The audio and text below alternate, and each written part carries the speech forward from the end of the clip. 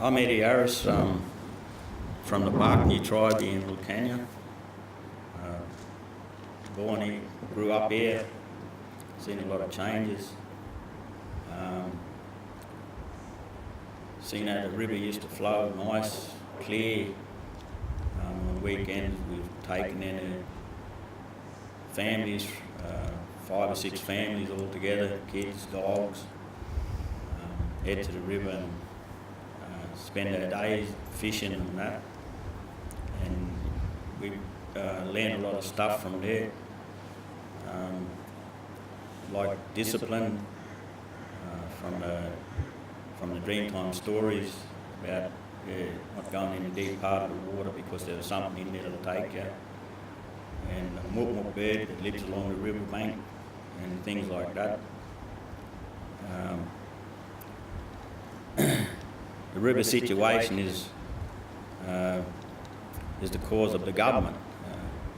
And we sort of put our trust in people to lead us into the future and care for us and the land and the riverways, and here we are stuck now with no water for us as people, and the environment and all animals that need the flows and the floodways, to grow and regenerate. I'm an artist, and also I went away and got a degree in teaching arts and cultural practices. I come back to my community in Wilcannia here to pass on these skills, and find it really difficult to practice this in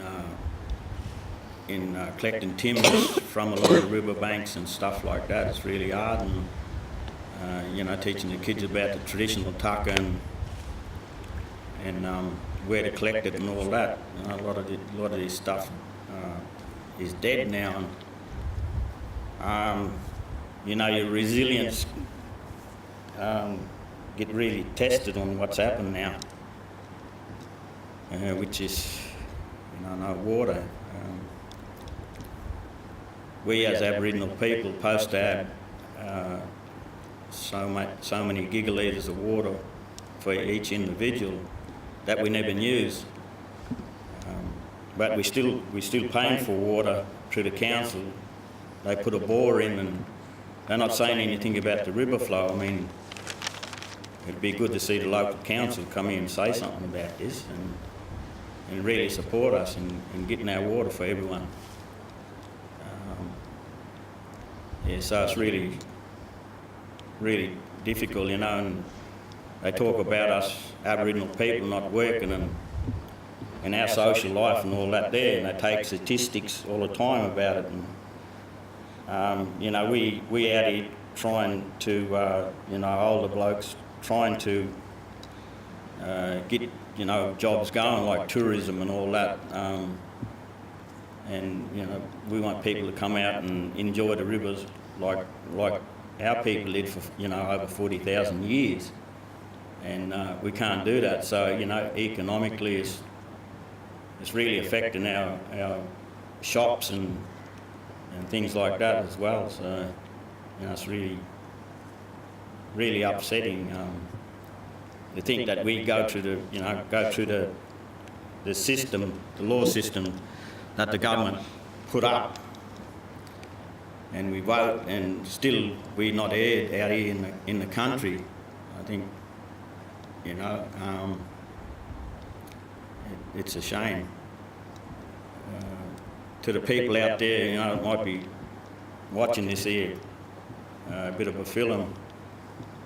We really need you guys to support us out here in the bush. And if you get the opportunity, come out and have a look at what's really happening. Because the politicians only come in and they're just in and out. It's not, they don't come in and spend time with people who lived here and want to see this town grow. We want it to grow, not decline like it is now. And to get that going, is, like I said, tourism is one of the biggest industry in Australia. And we are tourism, the Aboriginal people of this land. You know, people want to come out here and see us on our traditional lands. And it's no good for them to come out and see us on our traditional land. We are the river people, and we got no river. You know, it's really disappointing. And you know, they need to take a good look at themselves, these politicians. And it takes all of us, I think, in Australia to push this issue of these rivers. You know, they should be heritage listed, because we used them for 40,000 years and still trying to use them today. And, you know, the white colonials that come, they used the river as well. So, you know, the steamboats and all that, to build industry for everyone, not just one group. And, you know, we need the river to flow, give us our flow back for the animals and us as people, so that we can go forward too, not only a majority group that buys water. You know, they got to share, like we did, we share. And I'd just like to take the opportunity to thank the people that volunteered their time, come out here and taking these videos, and for us to get our message across to wider Australia. Thank you for coming out and doing a little bit for us, and you know, we'll keep chipping away at it. Like I said, our resilience. This is where we belong here, and we'll be still around here. Thank you. Thank you. Thank you.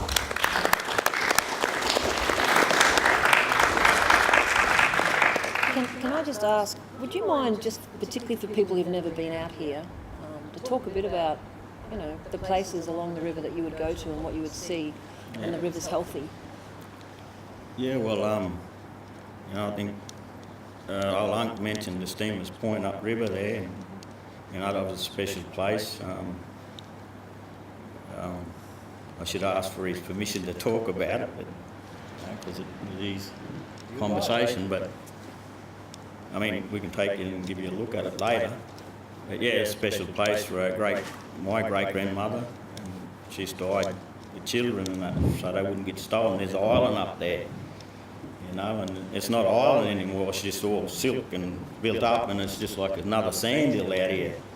Because that's all you see out here now, all dust, and that area is really upsetting to us, you know. We know the history of it. You know, in different places there's, you know, scar trees and you know, just going to the river, see it moving live, make you feel alive and healthy and give you that energy, you know. What type of plants and animals and fish, what types did you actually used to see that are not there now? Well, the catfish is gone. You know, the catfish cleans the bottom of the rivers and things like that, and he's gone, and there are hardly any black bream or silver perch, you know. So we're losing our fish. I don't know if there's any live, like, you know, they could be dead in the holes. We don't know that, so none's floating at the moment, but you know, we don't want to see them come up. We just want our flow. You know? Just give us some flow. I mean, you know, we can spend millions of dollars sending things up to the moon and all over the place, and buying jets and army tanks to kill people. I'm sure they can give us a little flow. You know, all the technology now, and just stop being greedy. Share the river, share it so people can get on with their lives and better future for this country. Yeah, not for one town, but the whole country. We need these rivers. Yeah. We're going back in the pioneer days. We used to watch, you know, it reminds me of the pictures, the cowboy pictures we used to see, the western pictures, where one guy goes up river and a stream is going through all the properties, and he goes up river and then he put a big dam up and then they're shooting one another. It's like that. We're going back in the colonial days in America. That's how I look at it. So, No, all you're asking for is that flow. Yeah, bring back the flow. Yeah. Thanks very much, Doc. Thanks for your time. So,